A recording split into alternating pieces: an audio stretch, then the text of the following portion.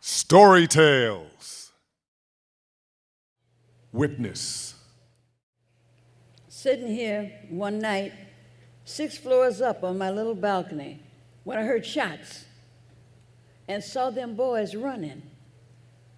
My eyes went straight to the lot beside Mason's bar, and I saw something black not moving in the weeds, and knew a body laying there, and knew it was dead. A whole bunch of sirens and cops and spinning lights the night I'm talking about.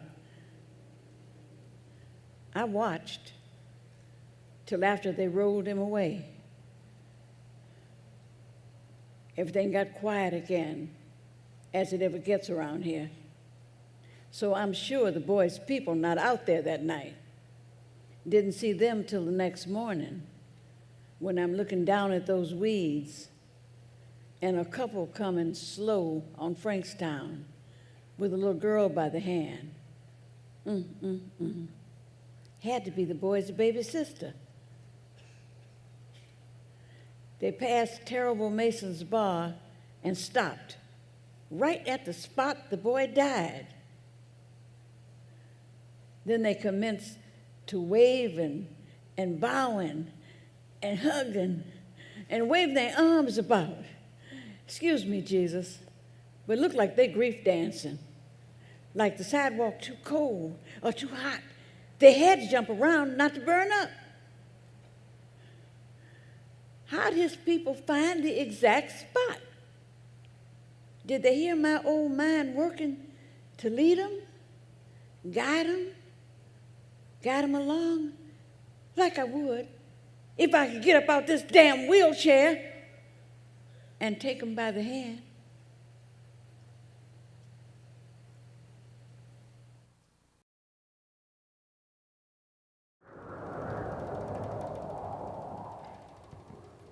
Quiet car. I asked her once, nicely, quietly. Second time, I'm so pissed, I don't even trust myself to speak. I just sat and stewed. Third time, I got up, stood over her seat. This is the quiet car. Absolutely no cell phones. What makes you think you're the exception? She said, fuck off. Fuck you, asshole. I grabbed her phone, I stomped it. What were you thinking, Tommy? Wasn't thinking, I was mad. Crazy. What, a big black guy snatching a white woman's phone? What, did you forget that we still lynch Negroes in America? Come on, this wasn't about race. I mean, I admit I was behaving badly, but it was kind of funny too. Shit. I hope you convinced the judge it's funny. Here's funny. Me, blonde, and white, and female, schooling a grown-up black guy about race.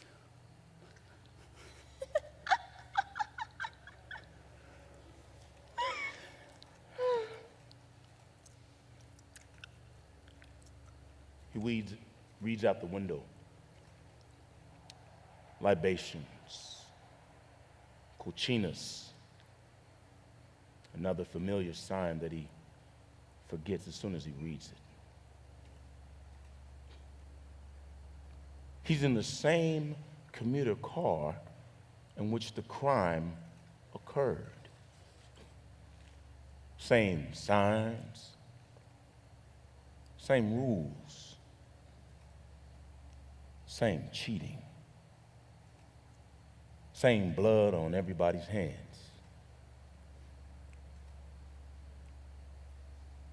He remembers her visit, her pale hair sliding against her face. She lowers her head to speak through the grill of the soundproof glass that connects them. Her play on the words cell phone, he does not appreciate. A giggle, maybe, couldn't hear it. Wonders if he'll ever call her again. AT&T.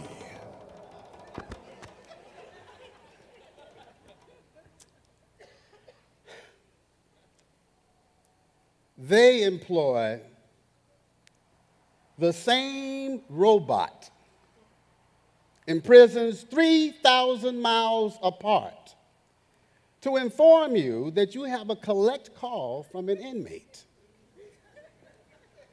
Each time, he wonders if part of the astronomical charge for a 5-minute call from a prison is a bill for 40 seconds or so of the lady robot's time, announcing, interrupting, signing off. Once he'd responded to her, imitating her recorded voice, the robot cadence and tone she had taught him. Propose marriage. Why not? Two could live as comfortably as one on the enormous profits she must reap, participating how many goddamn times a day, coast to coast and everywhere in between, in the misery of conversations between the incarcerated and those not. Why not charge a rate 50, 100 times more than what the unincarcerated pay to speak to one another, if you could get away with it?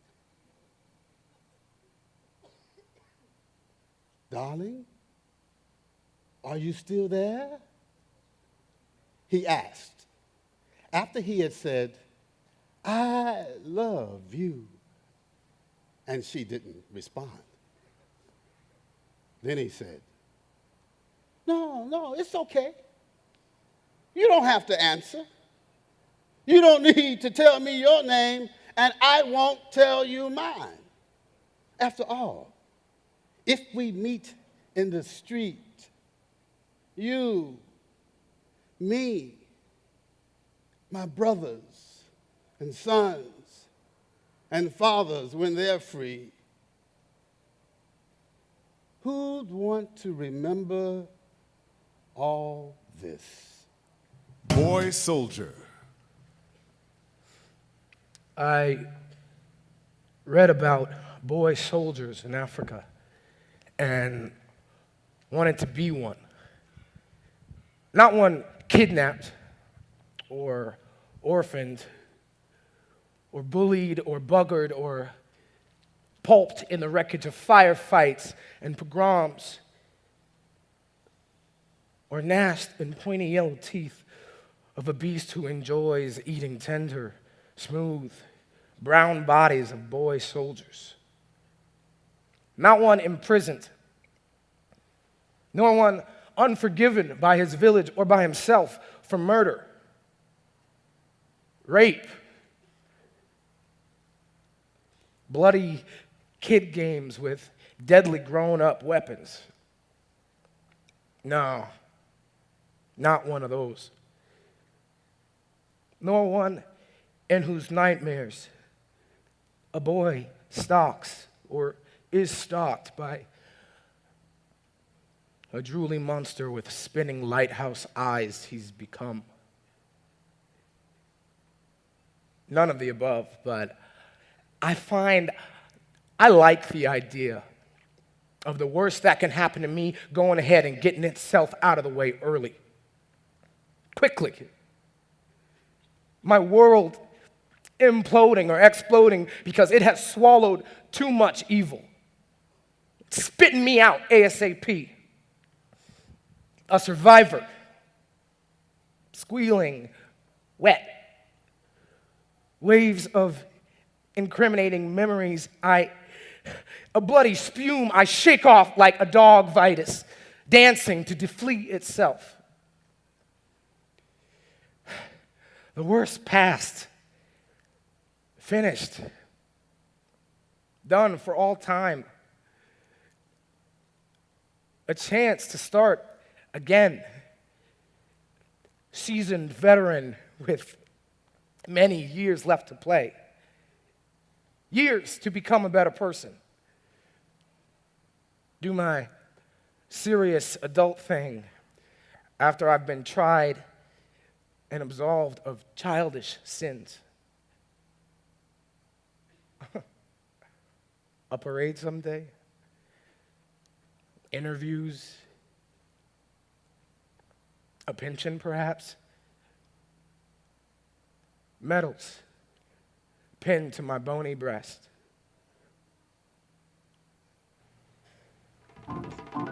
Showtime.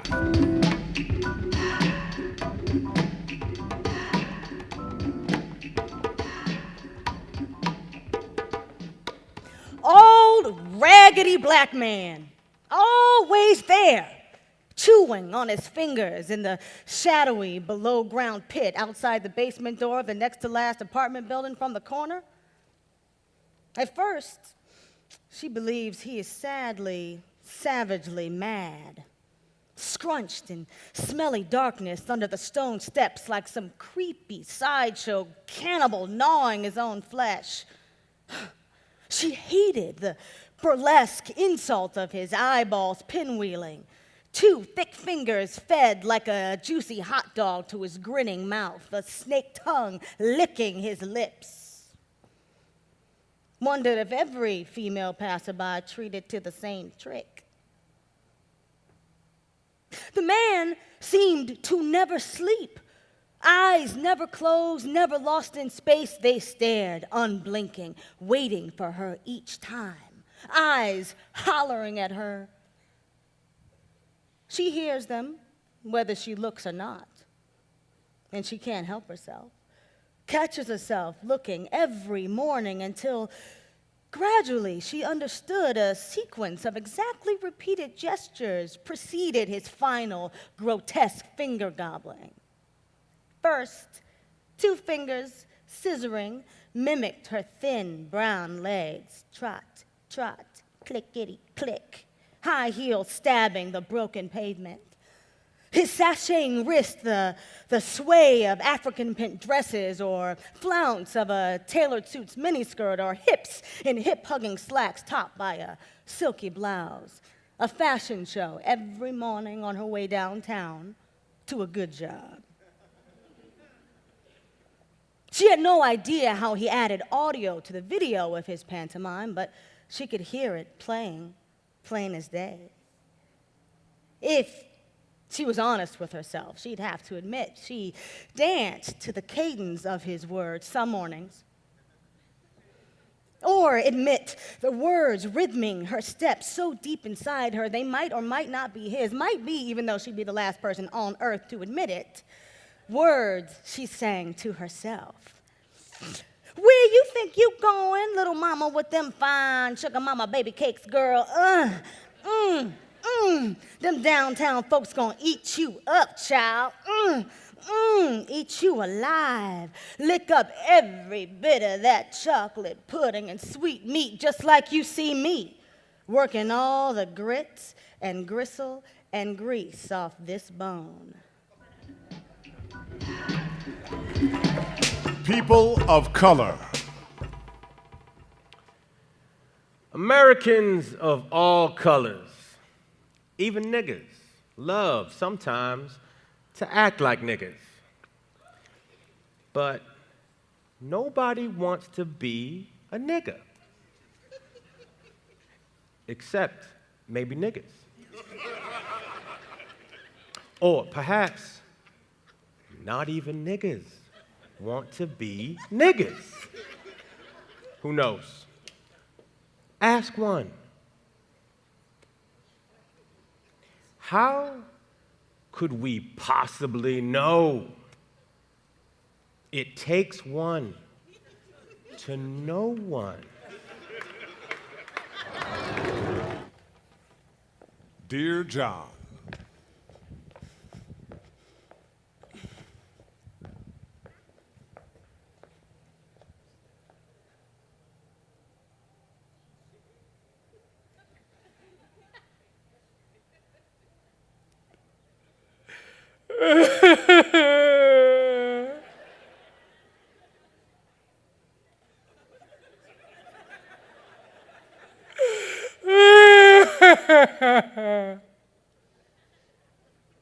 If this were a movie, her scent would perfume the letter. Nobody sitting out there in movie darkness would be able to smell it, but everyone would guess that her perfume is here and understand that the one up here on the big screen, me, slowly raising the letter to my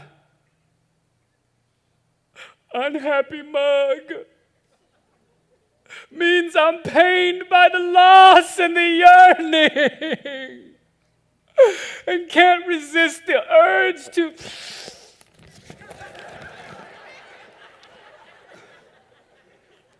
inhale one last time whatever intimate trace of lost love this letter confides.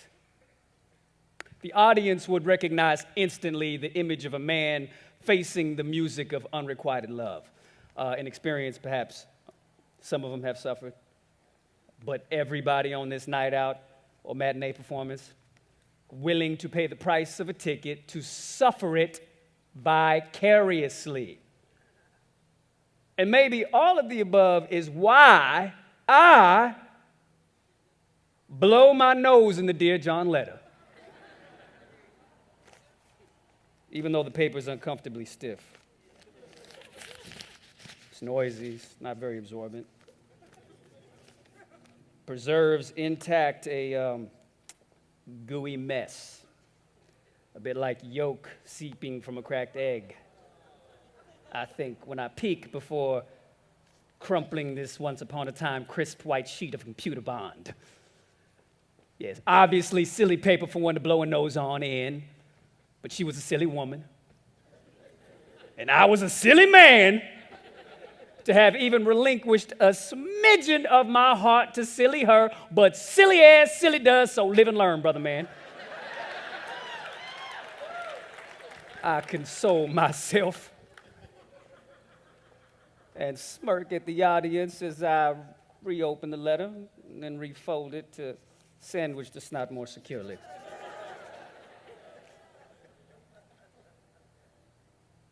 Wondering if I'm holding an original in my hand or if she mailed him a copy.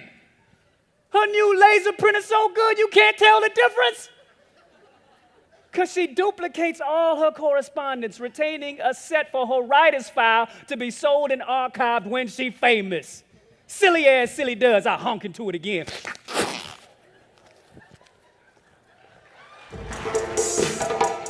Lost and Found.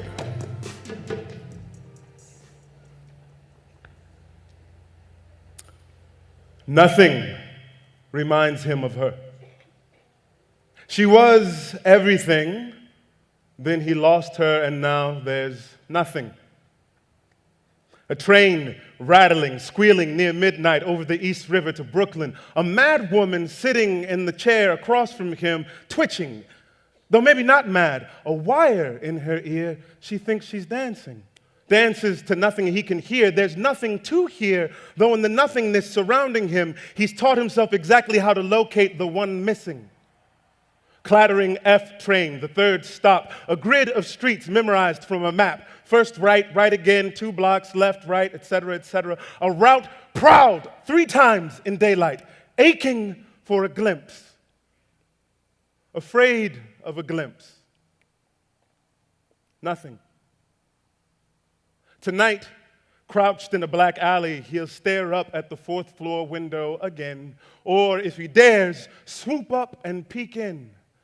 Like a dark moon spying through the lighted square of the brick wall of the new man's building. She'll be reading late. That won't change. He knows it like he knows the taste of her.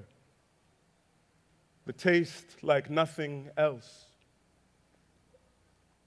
Nothing special about the rooms up there he's never seen.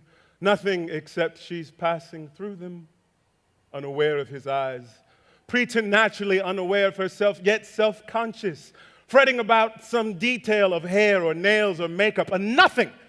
Certainly nothing a man's eyes would notice. A man would see nothing but how she fills space, transforms space into what truly matters, all that matters, and beyond which there is nothing, an inconceivable nothing if emptied of her. Some nights, when she couldn't sleep or couldn't read, he'd hear her in bed beside him, flipping pages of glossy fashion magazines, fat catalogs, flipping fast and faster, then slower, slowly disappearing into silence, into his dreams of nothing, no one. Nothing he remembers now except her presence, lost when he awakens. Exchange. Oh. How come you always write about sad stuff? Why can't you write a happy story? Write one that makes somebody laugh. Your advice? Absolutely right on, and I will surely try. Just thinking about making people laugh tickles me inside.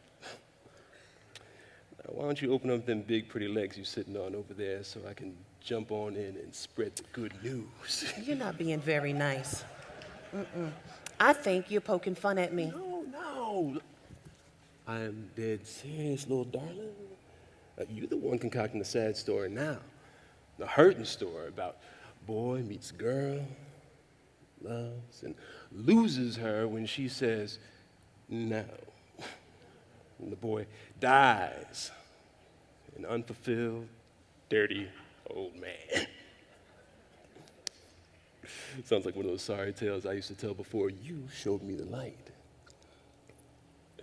Come on now, girl, drop those drawers. Turn the boy onto some of that sweet inspiration. Okay. Okay. If you insist. Yeah. I mean, you are the writer, after all. And these days, well, a girl's got to be prepared to part with a little poontang to get along. I mean, going along to get along, no big thing. But I better warn you, I'll be stone HIV positive. Dead before 2 Christmases, the doctor said. Whoa, girl. Why are you starting up another sad story? Thought you said you heard enough sad stories. Thought you said you wanted a happy story. Thought you wanted to laugh. Who says I don't? Who says I won't? You better get it on, Mr. Arthur, man.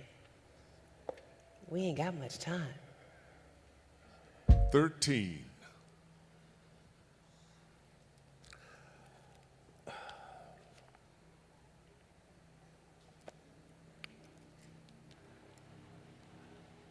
Now comes the 13 story. 13 was the day of my son's birth. Lucky, unlucky. How could it happen? On the 13th, one 15-year-old kills another. The chance of that one particular thing happening small as a single breath in the universe. That universe the size of the chance against the possibility of that moment undoing itself. Never happening. Going away. With 2 Arizona lawyers, my son, his mother, who I had stopped loving, and me in it, the car speeds south to north, Phoenix to Flagstaff. I'm driving, listening to one attorney speak, when the other, suffering unbeknownst to us from his own lonely addiction, interjects something about, too bad it's not Massachusetts, which he pronounces Massa-two-sits, before he resumes staring out the window.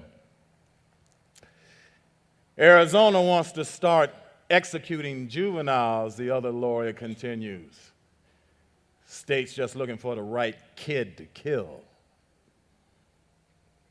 Black kid would suit them perfectly. Plea bargaining. That's the only way we can save your son.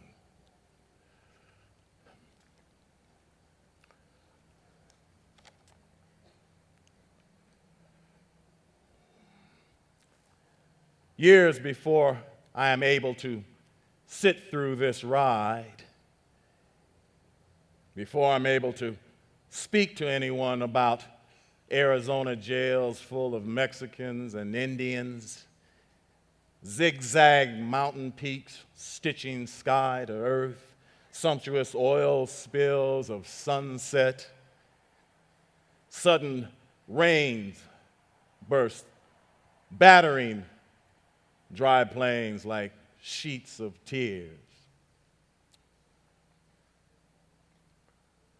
One last night of a Western tour, after returning from the Grand Canyon, a group of 15-year-olds stay at an Arizona motel.